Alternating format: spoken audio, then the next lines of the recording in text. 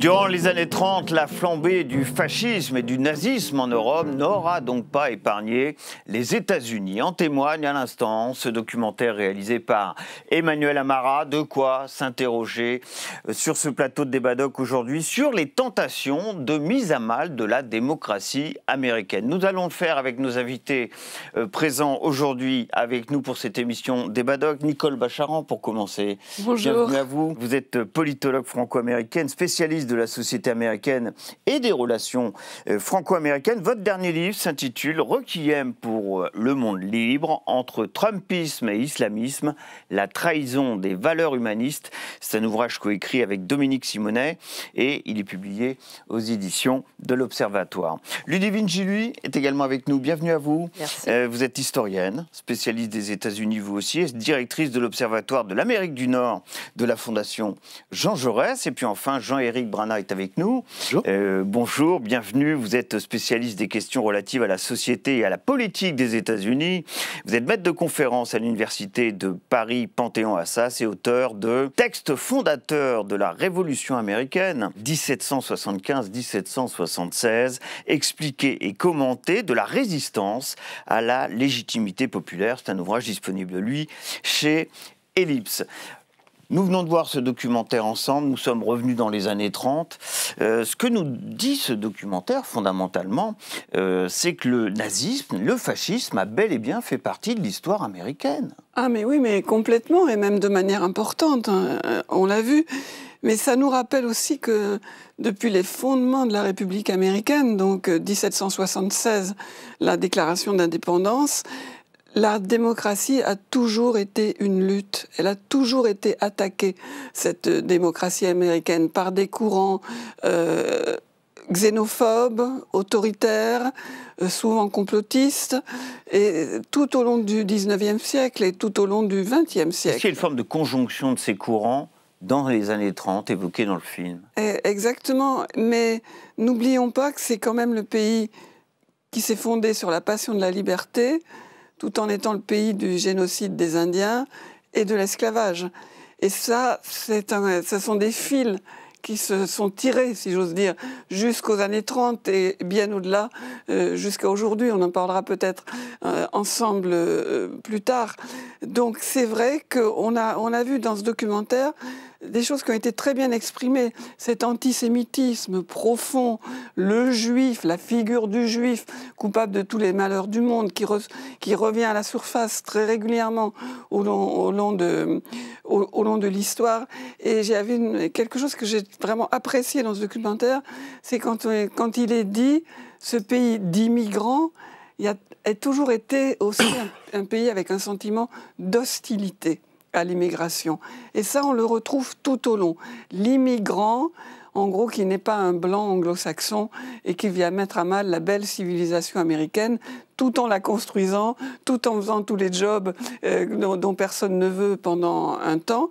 Et donc, c'est vrai que dans cette période extrêmement troublée des années 30, qui suit la crise, enfin qui se déroule pendant la crise économique la plus grave qui traversait les États-Unis, le fascisme, le nazisme, le communisme aussi d'ailleurs, ont eu leur place.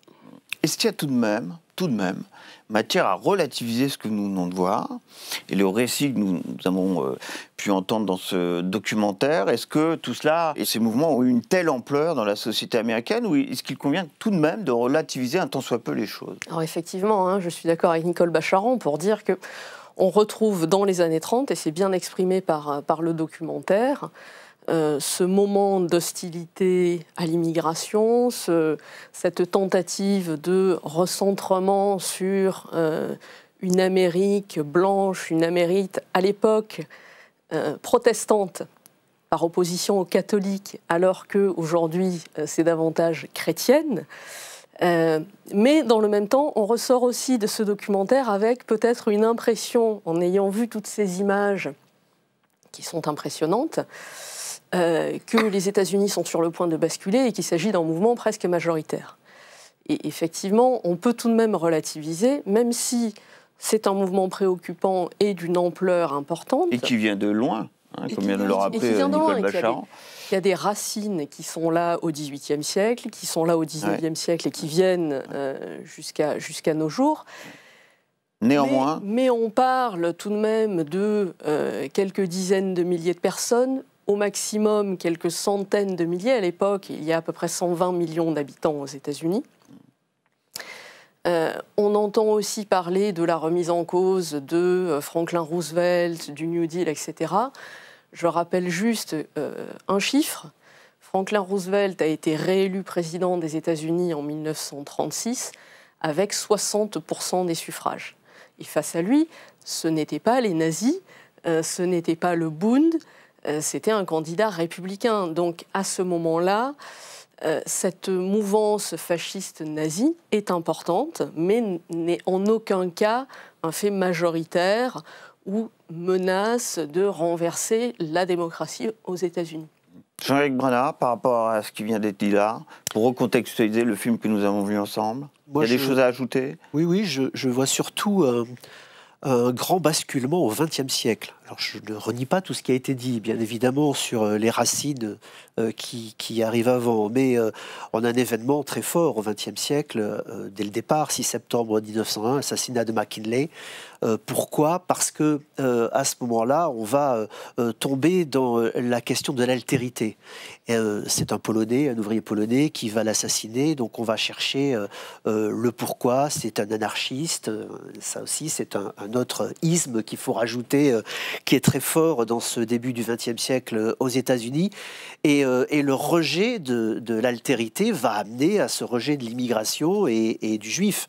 On va arriver à faire ce mélange à partir de la Première Guerre mondiale, particulièrement vers 1016-1017. On a ces mouvements qui montent très fortement de rejet de l'autre, avec des lois qui sont très liberticides, hein, qui vont passer à ce moment-là aux États-Unis et qui vont, dans l'imaginaire collectif, accompagner ce mouvement de rejet qui va effectivement s'insérer très fortement et marquer ce que va être l'Amérique, notamment vis-à-vis, comme ça a été vu dans le film, avec ce rejet de l'immigration et cette montée du nazisme qui est un mélange un peu diffus. Moi, je dirais qu'il y a une matrice qui se retrouve à la fois au début du XXe siècle, dans les années 30, après la guerre. Et quelle est-elle, cette matrice, alors? C'est le triptyque, c'est peur, déclassement et soupçon. C'est la peur de l'économie qui s'effondre, c'est le déclassement réel ou supposé, c'est le soupçon du pouvoir de l'État et de ce qu'il fait sur nous-mêmes aux États-Unis.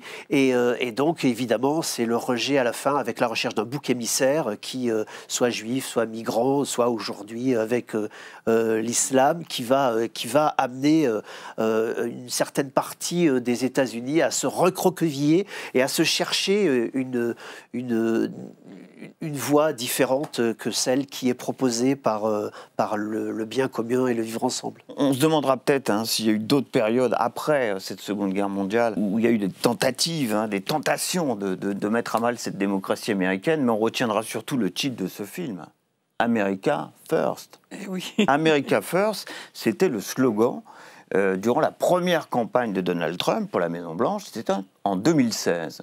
Oui. Autrement dit, question toute bête, toute simple, peut-être naïve, mais Donald Trump est-il un héritier de ces courants que nous avons évoqués à l'instant?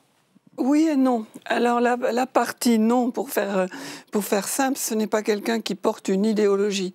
Il ne s'est pas plongé dans des livres de philosophie politique. Il ne s'est surtout pas plongé dans des livres d'histoire. Peut-être que d'autres l'ont fait à sa place. Alors aujourd'hui, on peut dire que d'autres l'ont fait à sa place. Même pour son premier mandat, en 2016, avec ce slogan America First, il n'était pas prêt à cette scène politique américaine, en tout cas présidentielle. Et c'est vrai que c'est un homme d'affaires, sa première valeur, c'est l'argent et le pouvoir. La popularité également. Mais, pardon. Mais en même temps, vous évoquiez d'autres périodes après la guerre qui peuvent se ramener à notre sujet d'aujourd'hui. Il y a le maccarthisme des années 50 Et on sait que le conseil juridique de Joe McCarthy, donc le sénateur qui menait la chasse aux sorcières contre les homosexuels, contre les communistes, son conseil juridique était ce fameux avocat, Roy Cohn, qui était un type absolument terrifiant dans les prétoires et qui a été l'avocat personnel de Donald Trump et qui lui a enseigné toutes ces méthodes de combat à la fois très brutales et très mafieuses. Mais sur le slogan même « America First », on l'a vu repris par exemple par Lindbergh, qui était un futur candidat à la présidentielle américaine, et que Donald Trump a repris, c'est un slogan en soi complètement absurde. Il n'y a pas un élu qui ne mette pas son pays en premier. Personne ne veut être élu président français, président américain, en disant « je vais d'abord m'occuper du reste du monde pour qu'il aille bien, et puis je m'occuperai de vous, les citoyens, plus tard ». Évidemment, le pays est toujours en premier, mais c'est une déclaration d'hostilité. Vous évoquiez le macartisme, ça c'était la chasse à l'ennemi intérieur. Alors ça c'est peut-être une thématique qu'on retrouve aujourd'hui, par exemple. Si on fait référence à cette période, c'est la première partie des années 50. Voilà, le macartisme. Oui, c'est quelque chose qu'on retrouve aujourd'hui. Et là encore, j'ai envie de dire oui et non. C'est-à-dire qu'on retrouve certains traits de manière quasi identique et d'autres de manière différente. C'est-à-dire que le macartisme, c'est la chasse, si on résume, aux communistes, mais ça cible une partie de la population de manière très précise. Si on compare à ce qui se passe aujourd'hui, l'assaut est beaucoup plus large, on pourra y revenir après. Donc les paramètres ne sont pas les mêmes quand on regarde le macartisme et quand on regarde ce qui se passe aujourd'hui. En revanche, en termes de dynamique, on constate bien un point commun indéniable, c'est la chasse aux opposants. Avec Donald Trump aujourd'hui qui s'en prend à des élus, à des présentateurs d'émissions télévisées, à des gens qui portent une parole contradictoire. Et c'est le pouvoir de l'État contre des individus et des opposants, de la même manière qu'on voyait ça au cours des années 50. Il y a eu le macartisme, mais dans les années 80, il y a une résurgence d'un courant conservateur aussi, qui peut s'inspirer en partie, peut-être, de ce qu'on a vu dans ce documentaire. C'est Reagan, c'est Make America Great Again, ça c'était son slogan à Reagan. C'est peut-être aussi l'après 11 septembre 2001 et Bush Junior, qui eux aussi incarnaient une forme de conservatisme fort, dans des contextes tout à fait différents de celui qu'on a vu dans ce documentaire, non ? Moi, je ne crois pas du tout que Trump soit dans le conservatisme. Et là, j'ai une divergence. Je crois qu'il est dans l'idéologie totale aujourd'hui. Il est sous la coupe de Miller, il est sous la coupe de Bannon, il est sous la coupe de tous ces idéologues. Là, pour le coup, on est réellement dans la tentative de scier les branches de l'État, d'essayer d'allonger le plus possible, d'élargir le pouvoir exécutif. On voit par exemple, on sort d'un shutdown, la volonté de Donald Trump. Un shutdown, on rappelle rapidement ce que c'est. Pardon, oui, c'est ça. On bloque le budget, il n'y a pas de budget pour les États-Unis. C'est une rupture budgétaire, c'est un blocage au Congrès. Et dans ce blocage budgétaire, la volonté de Trump, et il le répétait matin, midi et soir, c'était de faire tomber le filibuster, qui est une méthode parlementaire de s'opposer pour qu'on ne puisse pas amener un texte jusqu'au vote. Et qu'est-ce que ça voulait dire ? Ça voulait dire qu'à ce moment-là, il aurait pu faire passer toutes les lois qu'il voulait, puisqu'il a la majorité au Congrès. Et ça permet le filibuster permet justement d'avoir du débat au Congrès. Là, c'est très important. On voit que la façon de repeindre le Pentagone, d'abord en ministère de la guerre, ce qui n'est pas fait dans les faits, puisque le Congrès ne l'a pas avalisé, mais en tout cas, c'est dans les mots. C'est important, la façon dont il est en train de faire une purge au sommet de ce Pentagone, une purge également dans l'administration, en mettant des loyaux, et le terme loyal est très important. Il va nous ramener au film, souvenons-nous du L rouge qui correspondait à ces bones, justement, et qui était là aussi une façon de se distinguer. Les nazis ou pro-nazis américains à cette époque-là avec ce signe distinctif d'un L loyal qui est repris par Donald Trump. Donc je crois qu'effectivement, on a une continuité avec cet America First qui est de l'isolationnisme, qui veut dire encore une fois, je reviens sur la matrice dont je parlais tout à l'heure, les peurs, la peur des gens, le déclassement, et on joue sur ces peurs-là pour essayer d'asseoir un pouvoir en faisant de la chair à canon de tous ces adeptes qui, en réalité, ne comprennent pas où on les amène, qui est dans une dérive, je crois, très très grande pour essayer de faire tomber la démocratie américaine. Je trouvais trace, et vous le connaissez sans doute, d'un rapport, il est très récent, hein, c'est octobre dernier, il est issu de Study State, c'est une organisation non partisane hein, qui est constituée d'anciens membres du renseignement américain. Et ce rapport dit ceci, il affirme que les États-Unis, je cite, glissent vers un autoritarisme compétitif, un système dans lequel les élections, les tribunaux et les autres institutions démocratiques existent toujours, mais sont manipulés pour renforcer le contrôle de l'exécutif. Vous êtes d'accord avec la conclusion de ce rapport qui semble tout de même à la fois indépendant oui, et puis qui est fondé sur... Il dépeint assez bien ce à quoi la dérive auquel on assiste aujourd'hui après ces premiers mois de mandat Trump. Oui, on en est à presque un an d'exercice du mandat et le projet autoritaire, il est évident. Et c'est vrai que si vous prenez la Hongrie, par exemple, eh ben, c'est un pays où il y a des élections, où dans les kiosques à journaux, vous avez plein de journaux, où les partis politiques existent, mais où finalement, c'est une apparence. Alors, la messe n'est pas dite, comme on dit, la Hongrie peut encore se transformer, mais les institutions démocratiques deviennent comme des coquilles vides. C'est un jeu d'apparence. Et je crois que c'est important de souligner le contraste entre Trump 1 et Trump 2. Parce qu'effectivement, Trump 1 n'était pas un idéologue, c'est pas quelqu'un qui était prêt au pouvoir et qui était entouré en partie de gens, les fameux adultes dans la pièce, qui régulièrement venaient lui dire « Ah, monsieur le Président, ceci n'est pas légal, vous ne pouvez pas faire cela ».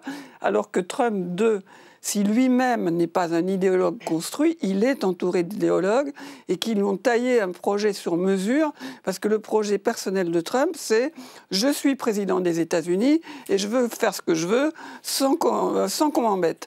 Il a même dit des choses inimaginables comme « je ne sais pas si je dois respecter la Constitution ». Voilà, on en est là. Donc il y a un vrai projet, cette fois-ci construit, de pouvoir présidentiel autoritaire. Il y a toute une thèse juridique mise, taillée pour Donald Trump, qui s'appelle l'exécutif unifié, où il est dit, puisque le président a reçu l'aval des citoyens, le vote populaire, il doit contrôler tout l'appareil d'État. Et effectivement, purge au Pentagone, purge dans l'administration, purge inimaginable au ministère de la Justice, attaque de tous ses opposants, y compris de règlements de compte qui remontent à des années de tous les procureurs, avocats, etc., qui ont pu le poursuivre dans diverses affaires. Donc il y a un vrai danger, il y a une vraie lutte dans tous les États-Unis, puisque c'est un pays fédéral, entre ce soutien à une dérive autoritaire et l'opposition à une dérive autoritaire. Dérive autoritaire, c'est souvent illustré par une attaque sur un certain nombre de contre-pouvoirs. Vous avez évoqué quelques exemples. On pense aux médias. On pense aux médias. On pense à la justice de ce pays, par exemple. On pense aux médias, on pense à la justice. Je pense aussi au contre-pouvoir intérieur. C'est un des exemples. Alors, il y en a une multitude. Mais une des premières choses qu'a fait Donald Trump lorsqu'il est revenu au pouvoir, c'est qu'il s'est débarrassé de tous les inspecteurs généraux au sein des ministères. Des gens qui sont des contre-pouvoirs internes à l'administration. C'est un exemple anecdotique peut-être, mais qui est très révélateur. On met sous cloche l'opposition interne et on éradique tous les contre-pouvoirs potentiels autant qu'on le peut. On repousse aussi les limites du pouvoir judiciaire, c'est-à-dire qu'on ignore ou qu'on fait semblant de ne pas comprendre quelle est la portée de tel amendement à la Constitution, de tel article de la Constitution, pour ensuite faire statuer le pouvoir judiciaire qui parfois tiendra bon et parfois reculera. Des entraves à la liberté d'expression. Je trouve ça assez intéressant dans le contexte... La sacro-sainte liberté d'expression américaine. Avec le mouvement MAGA et les Républicains qui, depuis des années, se plaignent d'être la cible d'atteinte à leur liberté d'expression et qui, au lendemain de l'assassinat de Charlie Kirk, souhaitent restreindre la liberté d'expression des gens qui ne sont pas d'accord avec eux. On s'attaque à la liberté d'expression qui est un pilier de la démocratie. Si les opposants ne peuvent pas s'exprimer, où est la démocratie? On s'attaque aussi au droit de vote. Depuis des décennies, il y a des atteintes répétées avec différentes stratégies mises en œuvre, avec des suppressions de bureaux de vote, avec du redécoupage électoral, etc. Dans la perspective des élections de mi-mandat, on se pose la question potentielle d'intimidation physique et des opposants. On va y revenir, parce qu'effectivement, il y aura ces fameuses échéances qui peuvent changer la donne sur le plan politique intérieur. Aux États-Unis, il y a l'État fédéral, il y a tout ce qu'on a dit autour de l'État fédéral, des organisations fédérales, des administrations, et puis il y a les États. Est-ce que le contre-pouvoir que pourraient exercer les États, d'une certaine manière, contre l'État fédéral, existe aujourd'hui et il prend quelle forme aux États-Unis? Et heureusement qu'il existe. C'est bien le mur qui empêche Donald Trump d'assouvir tous ses désirs. C'est parce que les États-Unis, excusez-moi, c'est parce que les États-Unis sont une fédération que les États peuvent exercer des pouvoirs qui leur sont garantis par la Constitution. Tout ce qui n'est pas délégué strictement à l'État fédéral reste aux États. Et c'est ça qui va être la base du contre-pouvoir et que Donald Trump n'arrive pas à franchir. Alors bien sûr, il peut toujours le faire dans les États qui lui sont acquis, en tout cas qui sont acquis à sa couleur politique, les fameux États MAGA, les États rouges, qui... dans l'ensemble, le suivent à peu près bien. Pas tous non plus, puisque les gouverneurs ont quand même des prérogatives, ils sont jaloux de garder leurs prérogatives. Mais dans les États dits bleus, c'est-à-dire démocrates, bien, les gouverneurs, pour le coup, gardent leur pouvoir et les exercent. Ça donne, par exemple, celui qui a été le plus connu, il envoie la garde nationale en Californie, et bien, le gouverneur, Gavin Newsom, l'amène devant les tribunaux. Il gagne un coup, il perd un autre coup, mais en réalité, il empêche Donald Trump d'aller jusqu'au bout de ce qu'il veut faire. Et la redondance, c'est que ce soit à Seattle ou à Chicago, eh bien, il ne peut pas aller au bout de l'affaire comme il le voulait, c'est-à-dire mettre une police qui lui est directement acquise au pouvoir fédéral pour faire la police dans les États. C'est-à-dire qu'il peut laisser l'image d'une police sur place, mais qui n'est là que pour faire joli. C'est du décorum. Elle ne peut pas faire de maintien de l'ordre, elle ne peut pas arrêter les gens, et tout ça, c'est défini par la justice. Le deuxième pouvoir, ça a été dit, c'est la justice quand même. Et même si, alors j'étais entièrement d'accord, elle finit par céder à certains égards. On pense surtout à la Cour suprême, qui est désormais très conservatrice et surtout qui a une lecture originaliste de la Constitution. On ne va pas rentrer dans les détails, mais ça fait que c'est plus proche de Donald Trump, on va le dire ainsi. Elle est là aussi pour l'arrêter. Et par exemple, deux exemples très forts. Il y en a un, elle va donner sa solution en janvier, c'est les fameux droits de douane. Elle est en train de dire que les pouvoirs d'urgence qu'a fait jouer Donald Trump, eh bien, ils n'existent pas dans la Constitution, et donc elle risque de détruire complètement tout l'édifice Donald Trump en déclarant que ces droits de douane ne sont pas légaux, ce qui obligerait Donald Trump à rembourser des sommes incroyables et surtout à faire écrouler le Trumpisme. Deuxième exemple, et j'en termine là, la citoyenneté. Donald Trump veut qu'on enlève la citoyenneté de sol, c'est-à-dire que n'importe qui étranger qui est né aux États-Unis est américain, mais la Constitution prévoit que c'est comme ça et pas autrement. Et là, les juges de la Cour suprême ne pourront pas dire autre chose que lire la Constitution. On vous sent un tout petit peu plus optimiste peut-être à travers vos propos que ce qu'on a écouté jusqu'à maintenant. Il va y avoir les midterms, c'est ça évidemment, ça sera en novembre 2026.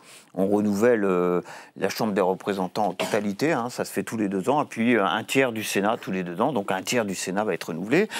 Bon, pour l'instant, les Républicains ont la majorité à la fois à la Chambre des représentants, au Sénat, ça c'est serré, c'est extrêmement serré, donc autrement dit, ça peut basculer. Est-ce que ça pourrait radicalement changer la donne qu'on a connue en ce début de mandat de Donald Trump, si les démocrates emportaient au moins l'une des 2 chambres? Il reste à savoir dans quelles conditions vont se dérouler ces élections. Ludivine parlait très justement des attaques contre le droit de vote. Alors c'est compliqué de voter dans 50 États et dans je ne sais combien de comtés, donc il y a des règles locales tant et plus, mais on peut compliquer la vie des gens qui doivent voter un jour de semaine, un jour de travail, compliquer les modes d'accès aux urnes par correspondance ou pas, en avance ou pas, etc.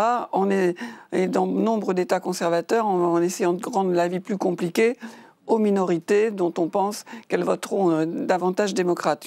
Donc déjà, il y a la question du droit de vote, et ensuite, il y a la question de l'acceptation du résultat. Donald Trump continue de faire campagne et de poursuivre sa vengeance sur le fait qu'il aurait gagné l'élection de 2020. Et là, de toute façon, le résultat, il sera serré. En 2026, on n'aura pas un raz-de-marée. Les circonstances font que ça n'est pas possible. Est-ce que pour certains sièges clés, il ne va pas y avoir des contestations devant les tribunaux, ou pire, pour que cette majorité dont Donald Trump a besoin lui reste acquise. Donc évidemment, si la majorité dans les chambres changeait, Donald Trump serait en difficulté. Mais il faut attendre de voir d'abord quel sera le résultat réel des élections et s'il sera accepté.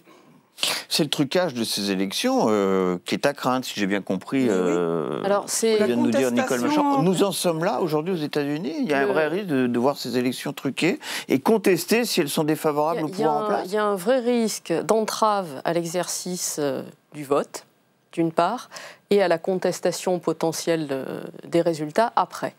Il y a un élément qui me donne peut-être un soupçon d'optimisme pour la démocratie, c'est un peu ce qu'on a vu lors des élections qui ont eu lieu la semaine dernière. C'est qu'en fait, selon comment la situation économique évolue aux États-Unis, et elle ne semble pas évoluer de manière favorable à Donald Trump, le risque pour lui, c'est la combinaison de deux choses. Une surmobilisation des démocrates que l'on voit déjà se produire parce qu'ils sont fous furieux, combinée surtout à une démobilisation de son électorat. Et il y a un moment où le seul moyen pour lui de remporter des élections serait de les truquer ou de manipuler les résultats, parce qu'on ne peut pas inventer des votes qui n'ont pas été émis.